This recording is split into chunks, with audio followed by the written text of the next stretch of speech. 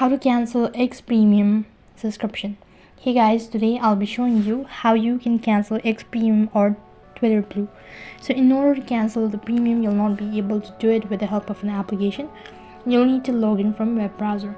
So then to log in from web browser, open up a web browser and then on the search box type in x.com. So then you'll need to log in into your X Premium account. So make sure that you're already logged in from your web browser. So after you're logged in from your web browser, go to your profile from the top left hand side corner. After that, scroll down a bit and you'll be able to see premium. Just tap on the premium button, and in case you've already had a premium account, then it's going to take you to the premium plan and you'll need to tap on the premium plan. Next page, you'll be able to see your credit card details, and right at the bottom you'll also be able to see cancel premium.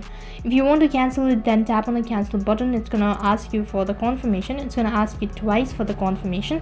So if you're sure enough, then tap on the confirm button, and that's how you can cancel your X Premium or Twitter Blue.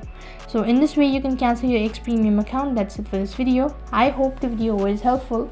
If it did really help you, make sure to like, share and subscribe to our channel. Thank you for watching. See you in the next video.